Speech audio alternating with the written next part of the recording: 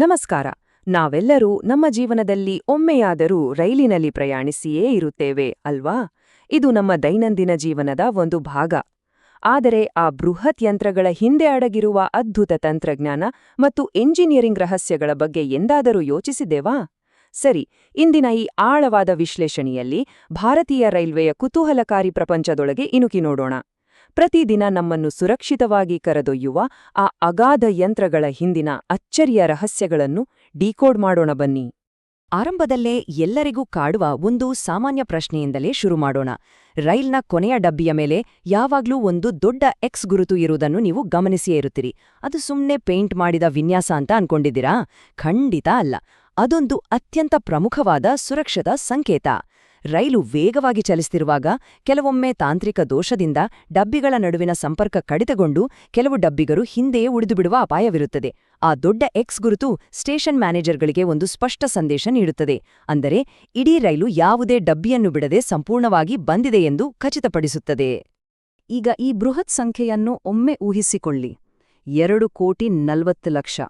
ಹೌದು, ಪ್ರತಿದಿನ ಇಷ್ಟು ಅಗಾಧ ಸಂಖ್ಯೆಯ ಪ್ರಯಾಣಿಕರು ಭಾರತೀಯ ರೈಲ್ವೆಯಲ್ಲಿ ಪ್ರಯಾಣಿಸ್ತಾರೆ.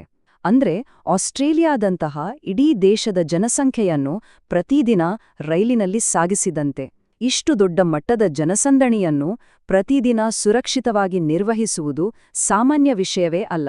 1853ರಷ್ಟು ಹಳೆಯದಾದ ಮತ್ತು ಪ್ರಪಂಚದ 4ನೇ ಅತಿದೊಡ್ಡ ರೈಲ್ವೆ ಜಾಲವಾಗಿರುವ ನಮ್ಮ ರೈಲ್ವೆ ಈ ಅಗಾಧ ಕಾರ್ಯಾಚರಣೆಯನ್ನು ಹೇಗೆ ನಿಭಾಯಿಸುತ್ತಿದೆ ಎಂಬುದನ್ನೇ ಇಂದಿನ ಈ ವಿಶ್ಲೇಷಣೆಯಲ್ಲಿ ನಾವು ಅರ್ಥಮಾಡಿಕೊಳ್ಳಲಿದ್ದೇವೆ.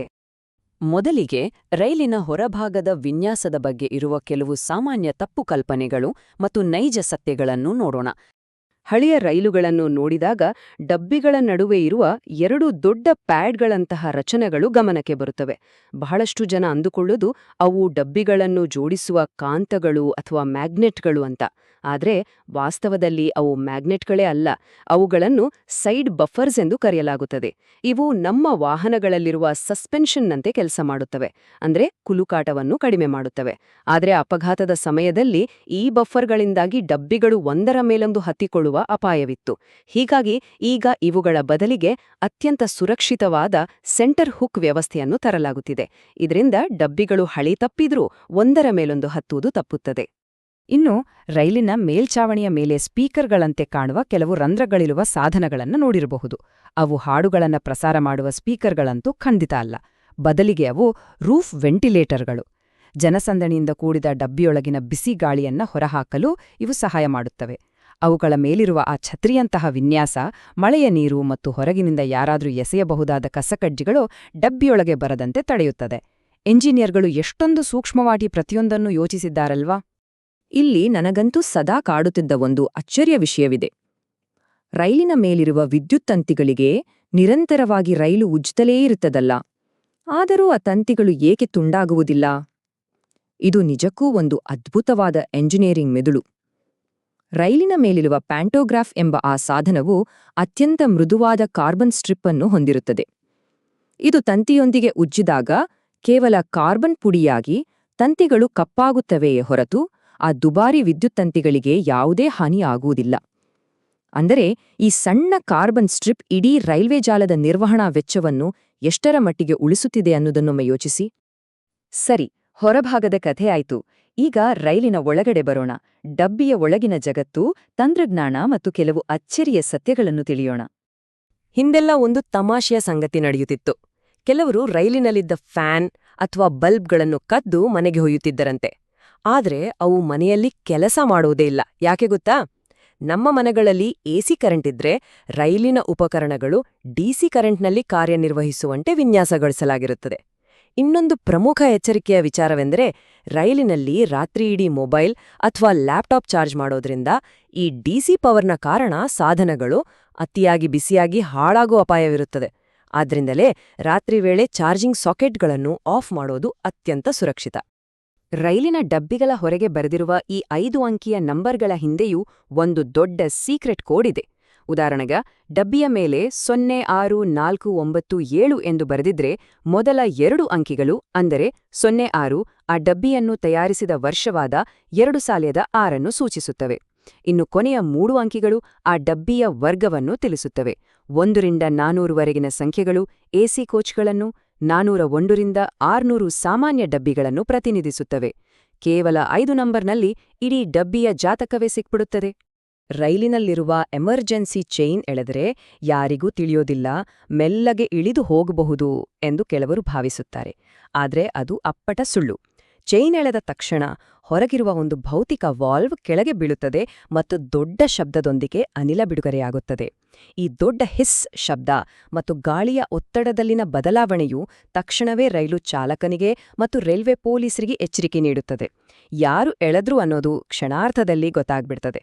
ಆದ್ರಿಂದ ಇದು ಕೇವಲ ನಿಜವಾದ ತುರ್ತು ಪರಿಸ್ಥಿತಿಗೆ ಮಾತ್ರ ಮೀಸಲು. ರೈಲುಗಳ ನೈರ್ಮಲ್ಯದ ಬಗ್ಗೆ ಮಾತನಾಡುವಾಗ ಹಳೆಯ ಕಾಲದ ಆ ಓಪನ್ ಡ್ರಾಪ್ ಟಾಯ್ಲೆಟ್ ವ್ಯವಸ್ಥೆ ನೆನಪಾಗುತ್ತೆ. ತ್ಯಾಜ್ಯ ನೇರವಾಗಿ ಹಳಿಗಳ ಮೇಲೆ ಬೀಳುತ್ತಿತ್ತು. ಅದು ನಿಜಕ್ಕೂ ಭಯಾನಕ ಹಾಗೂ ಅಸ್ವಚ್ಛತೆಯಿಂದ ಕೂಡಿತ್ತು. ಆದರೆ ಈಗ ಭಾರತೀಯ ರೈಲ್ವೆಯಲ್ಲಿ ಬಯೋಟಾಯ್ಲೆಟ್ಸ್ ಒಂದು ಕ್ರಾಂತಿಯನ್ನೇ ಸೃಷ್ಟಿಸಿವೆ.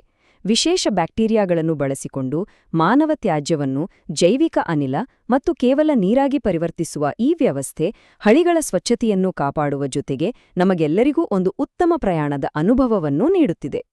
ಭಾಗ 3: ರೈಲು ಕಾರ್ಯಾಚರಣೆ ಮತ್ತು ಸುರಕ್ಷತೆಯ ಕಟ್ಟುನಿಟ್ಟಿನ ಕ್ರಮಗಳು. ಇಷ್ಟೊಂದು ರೈಲುಗಳು ಒಂದಕ್ಕೊಂದು ಡಿಕ್ಕಿಯಾಗದೆ ಹೇಗೆ ಓಡ್ತವೆ ಅಂತ ನೋಡೋಣ. ರೈಲು ಯಾಕೆ ಇಷ್ಟು ಲೇಟ್ ಆಗುತ್ತೆ?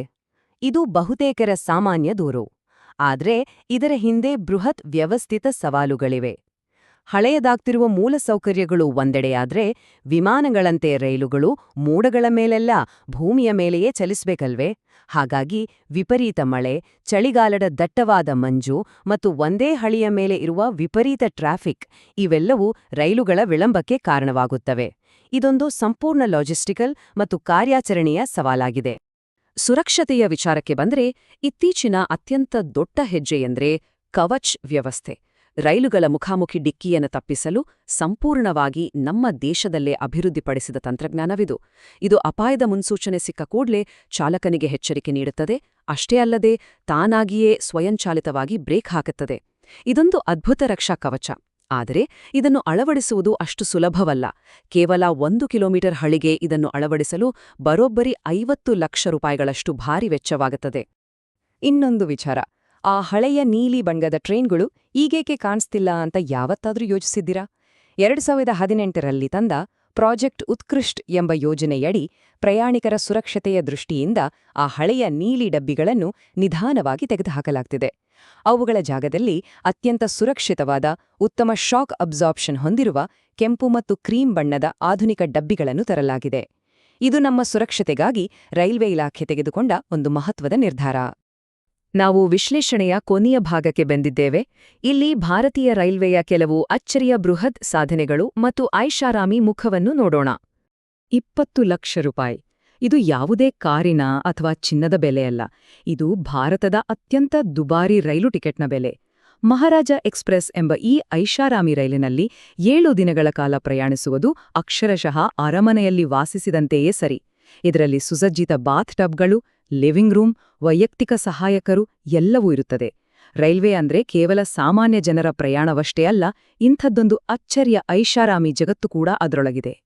ಮೂಲಸೌಕರ್ಯದ ವಿಚಾರದಲ್ಲಿ ನಮ್ಮ ರೈಲ್ವೆ ಮಾಡಿರುವ ದಾಖಲೆಗಳು ನಿಜಕ್ಕೂ ಮೈನವಿರೇಳಿಸುತ್ತದೆ. ಪ್ರಪಂಚದ ಅತಿ ಉದ್ದದ ರೈಲ್ವೆ ಪ್ಲಾಟ್ಫಾರ್ಮ್ ಎಲ್ಲಿದೆ ಗೊತ್ತಾ? ಅದು ನಮ್ಮ ಭಾರತದಲ್ಲೇ ಇದೆ. 1500 ಮೀಟರ್, ಅಂದರೆ ಬರೋಬ್ಬರಿ 1.5 ಕಿಲೋಮೀಟರ್ ಉದ್ದದ ಪ್ಲಾಟ್ಫಾರ್ಮ್ ಇದು. ಅದೇ ರೀತಿ 359 ಮೀಟರ್ ಎತ್ತರದ ಚೀನಾಬ್ ಸೇತುವೆ ಜಗತ್ತಿನ ಅತಿ ಎತ್ತರದ ರೈಲ್ವೆ ಸೇತುವೆ ಎಂಬ ಹೆಗ್ಗಳಿಕೆಗೆ ಪಾತ್ರವಾಗಿದೆ. ಇವೆಲ್ಲವೂ ನಮ್ಮ ಇಂಜಿನಿಯರಿಂಗ್ ಲೋಕದ ಮಹಾನ್ ಸಾಧನೆಗಳು. ಇಷ್ಟೆಲ್ಲಾ ಸೌಲಭ್ಯ ಇರುವ ಒಂದೊಂದು ರೈಲು ತಯಾರಿಸಲು ಎಷ್ಟು ಖರ್ಚಾಗಬಹುದು? ಒಂದು ಸಾಮಾನ್ಯ ರೈಲನ್ನು ನಿರ್ಮಿಸಲು ಸರಿಸುಮಾರು 60 ರಿಂದ 70 ಕೋಟಿ ರೂಪಾಯಿಗಳು ಬೇಕಾಗುತ್ತವೆ. ಆದರೆ ಅತ್ಯಾಧುನಿಕ ತಂತ್ರಜ್ಞಾನ ಮತ್ತು ಹೆಚ್ಚಿನ ವೇಗ ಹೊಂದಿರುವ ಒಂದೇ ಭಾರತ್ನಂತಹ ರೈಲುಗಳ ನಿರ್ಮಾಣಕ್ಕೆ ಬರೋಬ್ಬರಿ 110 ರಿಂದ 120 ಕೋಟಿ ರೂಪಾಯಿಗಳಷ್ಟು ಅಗಾಧ ವೆಚ್ಚವಾಗುತ್ತದೆ. ಇದು ರೈಲ್ವೆಯ ಭವಿಷ್ಯದ ಅಭಿವೃದ್ಧಿಗಾಗಿ ಮಾಡುತ್ತಿರುವ ದೊಡ್ಡ ಮಟ್ಟದ ಹೂಡಿಕೆ. ಈ ಎಲ್ಲವನ್ನೂ ನೋಡಿದಾಗ ನಮ್ಮ ಮುಂದೆ ಒಂದು ದೊಡ್ಡ ಪ್ರಶ್ನೆ ಮೂಡ್ತದೆ. ಒಂದೆಡೆ ಅತ್ಯಾಧುನಿಕ ವಂದೇ ಭಾರತ್ನಂತಹ ಐಷಾರಾಮಿ ಹಾಗೂ ವೇಗದ ತಂತ್ರಜ್ಞಾನ, ಇನ್ನೊಂದೆಡೆ ಪ್ರತಿದಿನ ಕೋಟ್ಯಂತರ ಸಾಮಾನ್ಯ ಜನರನ್ನು ಸುರಕ್ಷಿತವಾಗಿ ತಲುಪಿಸಬೇಕಾದ ಜವಾಬ್ದಾರಿ. ತಂತ್ರಜ್ಞಾನವನ್ನು ಮೇಲ್ದರ್ಜೆಗೇರಿಸುವ ಜೊತೆಗೆ ಜನಸಾಮಾನ್ಯರಿಗೆ ಕೈಗೆಟುಕುವ ದರದಲ್ಲಿ ಪ್ರಯಾಣವನ್ನು ಒದಗಿಸುವ ಈ ದೊಡ್ಡ ಸಮತೋಲನವನ್ನು ಭಾರತೀಯ ರೈಲ್ವೆ ಭವಿಷ್ಯದಲ್ಲಿ ಹೇಗೆ ನಿಭಾಯಿಸುತ್ತದೆ ಅನ್ನೋದು ನಿಜಕ್ಕೂ ಕುತೂಹಲದ ಸಂಗತಿ. ನೀವೇನಂತೀರಿ? ಭಾರತೀಯ ರೈಲ್ವೆಯ ಹಿಂದಿರುವ ಈ ಅಚ್ಚರಿಯ ಇಂಜಿನಿಯರಿಂಗ್ ಮತ್ತು ರಹಸ್ಯಗಳ ವಿಶ್ಲೇಷಣೆ ನಿಮಗೆ ಇಷ್ಟವಾಯ್ತಲ್ವೇ? ಇಂತಹ ಸಂಕೀರ್ಣವಾದ ವಿಷಯಗಳನ್ನು ಸುಲಭವಾಗಿ, ಕುತೂಹಲಕಾರಿಯಾಗಿ ಅರ್ಥಮಾಡಿಕೊಳ್ಳಲು ದಯವಿಟ್ಟು ವಿಡಿಯೋ ಲೈಕ್ ಮಾಡಿ, ಶೇರ್ ಮಾಡಿ ಮತ್ತು ನಮ್ಮ ಚಾನೆಲ್ಗೆ ಸಬ್ಸ್ಕ್ರೈಬ್ ಆಗುವುದನ್ನು ಮರೆಯಬೇಡಿ. ನಿಮ್ಮ ಬೆಂಬಲವೇ ನಮಗೆ ಇನ್ನಷ್ಟು ಅತ್ಯುತ್ತಮ ಮಾಹಿತಿಗಳನ್ನು ತರಲು ದೊಡ್ಡ ಪ್ರೇರಣೆ. ಮುಂದಿನ ವಿಶ್ಲೇಷಣೆಯಲ್ಲಿ ಮತ್ತೊಂದು ರೋಚಕ ವಿಷಯದೊಂದಿಗೆ ಭೇಟಿಯಾಗೋಣ. ಅಲ್ಲಿಯವರೆಗೂ ನಮಸ್ಕಾರ.